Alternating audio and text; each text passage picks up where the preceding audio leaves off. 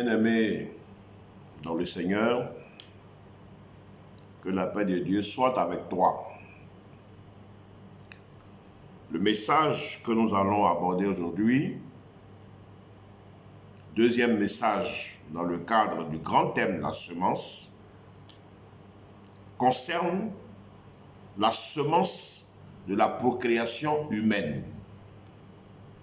La semence de la procréation humaine. Alors, pour comprendre de quoi il s'agit,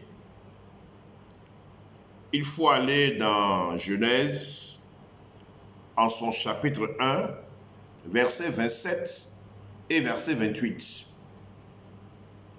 Et nous lisons, « Dieu créa l'homme à son image, il le créa à l'image de Dieu, il créa l'homme et la femme. Dieu les bénit et Dieu leur dit, « Soyez féconds, multipliez, remplissez la terre et l'assujettissez. » Donc, au commencement, quand Dieu a mis Adam et Ève ensemble, c'est le signe du mariage. Et la relation sexuelle ne pouvait se concevoir qu'à l'intérieur du mariage. La pratique de la sexualité dès le départ a été instituée à l'intérieur du mariage. Bien-aimés, la semence procréatrice, c'est celle-là qui permet aux hommes de se multiplier. L'homme, aussi bien que la femme, possède des organes génitaux et la rencontre entre l'homme et la femme met en œuvre les organes génitaux et cette mise en œuvre aboutit à la création, à la procréation. Alors aujourd'hui, en examinant ce sujet, il faut mettre en garde sur ce que la Bible dit à propos de la vie sexuelle. Puisque quand on parle de procréation, on parle du sexe. Il faut effectivement expliquer et mettre en garde le chrétien par rapport à l'usage de ses organes génitaux. En effet, la Bible dit que l'homme doit gérer sa vie sexuelle. Pour que cette gestion de sa vie sexuelle soit en conformité avec la parole de Dieu. Pour que cette vie sexuelle, parce qu'elle sera en conformité avec la parole de Dieu, apporte la bénédiction. La vie sexuelle, lorsqu'elle est conforme à la parole de Dieu, apporte la bénédiction. Alors, nous allons aller à un passage pour expliquer quelles sont les limites dans lesquelles l'homme doit se canaliser dans la gestion de sa vie sexuelle. Nous allons aller dans Proverbes, chapitre 31, verset 2 et verset 3, dans lequel une mère donne des conseils précieux à son fils. Parce que la personne qui est la mieux placée pour donner des conseils à son enfant, c'est celle-là même qu'il a portée dans ses entrailles. Alors le passage dit, « Que te dirai-je, mon fils? Que te dirai-je, fils de mes entrailles?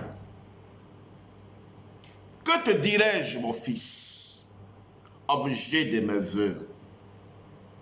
Ne livre pas ta vigueur aux femmes et tes voix à celles qui perdent les rois. » Ne livre pas ta vigueur aux femmes. Oui, l'homme ne doit pas livrer sa vigueur aux femmes. L'homme ne doit pas utiliser son sexe, ses organes génitaux, pour en faire ce qu'il veut. pour satisfaire toutes ses convoitises. Parce que c'est dangereux. La convoitise, c'est ce qu'on voit et qui attise le désir. Je répète, la convoitise, c'est ce qu'on voit et qui attise le désir. Et ce désir-là peut nous amener à suivre des chemins tortueux. En effet, la Bible nous demande de ne pas livrer notre corps à l'impudicité. Mais pourquoi? Parce que l'homme, selon 1 Thessaloniciens, chapitre 5, verset 23, ce n'est pas qu'un corps. Il est composé d'un corps, d'une âme et d'un esprit. Et donc, quand l'homme entretient un rapport sexuel avec une femme, ce n'est pas qu'un simple amusement entre deux corps, mais c'est un contact qui est établi de corps à corps, d'âme à âme et d'esprit à esprit. Parce que l'être humain, il est complet.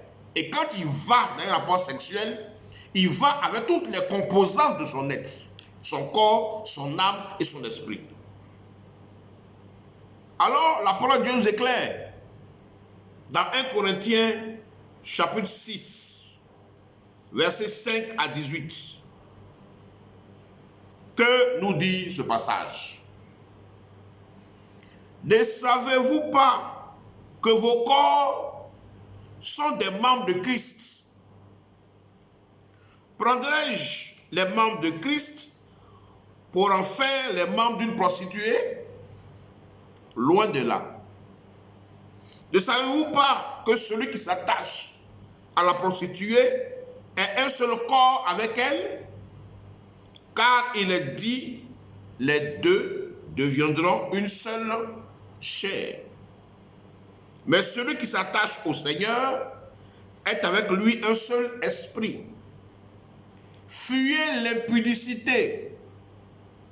Quelque autre péché qu'un homme commette, ce péché est hors du corps.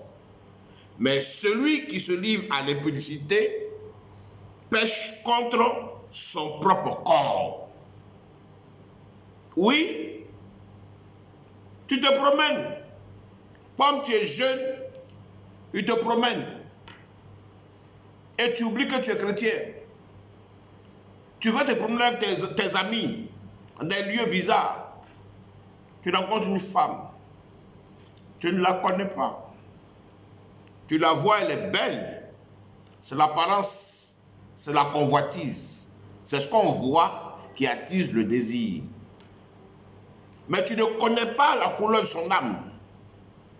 Tu ne connais pas la couleur de son esprit. Tu ne sais pas quelles alliances qu'elle a établies. Tu ne sais pas quels sont les esprits qui la suivent. Tu ne sais pas quelles sont les malédictions dont elle est porteuse. Et puis tu vas avec elle. Et puis la grâce qui est sur toi, tu la souilles. Et puis en allant avec elle, tu t'associes à des esprits impurs. Et après tu t'étonnes que des malheurs t'arrivent. Tu t'étonnes que ta vie est bloquée. Tu t'étonnes que rien ne te réussit. C'est tout ça qui fait que beaucoup de chrétiens chutent. Beaucoup de chrétiens n'ont pas la grâce de Dieu. Parce que leur vie sexuelle est une vie sexuelle débridée. Parce que leur vie sexuelle est une vie sexuelle qui est remplie d'impureté.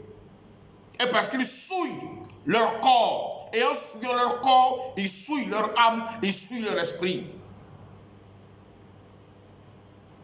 Et quand ils souillent ce corps, alors le Saint-Esprit qui est en ce corps ne peut plus y demeurer. Parce que les conditions de sanctification nécessaires au maintien du Saint-Esprit dans leur corps sont plus remplies. Voilà ce que dit la parole de Dieu.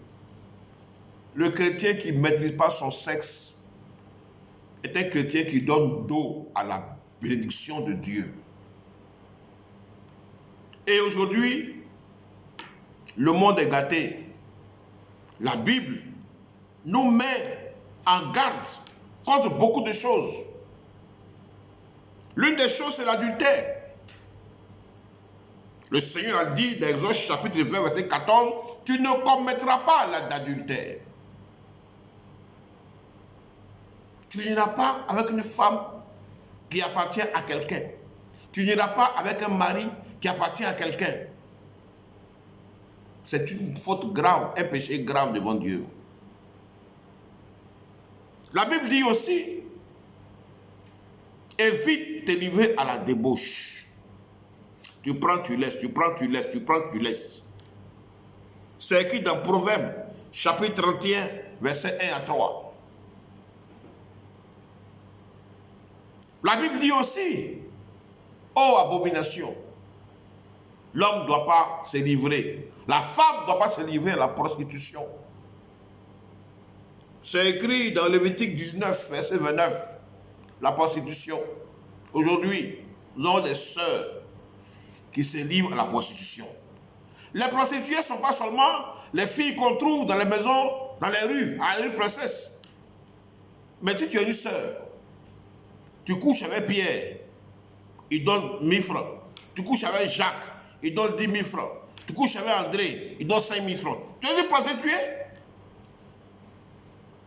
Parce que tu couches pour avoir en contrepartie de l'argent. Tu es une prostituée? La Bible dit que la prostitution, c'est une abomination devant Dieu. Le monde évolue aujourd'hui et le monde est en train de courir à sa perte. Comme péché sexuel, la Bible réprouve l'homosexualité.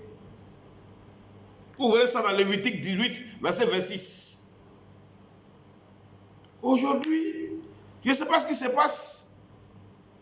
Dieu a créé l'homme et la femme. Il a créé l'homme pour aller avec la femme. Aujourd'hui, garçon va avec garçon. Femme va avec femme. Mais c'est une abomination. Ça vous donne quel résultat? Ça vous donne quelle multiplication? L'homme doit aller avec la femme pour faire des enfants. Donc quand homme va avec homme, et puis femme va avec femme là, il va faire comment pour avoir un enfant? C'est une abomination devant Dieu. Le monde continue dans une abomination. Aujourd'hui même, on a fini avec l'homosexualité. Aujourd'hui même, on va maintenant vers la bestialité.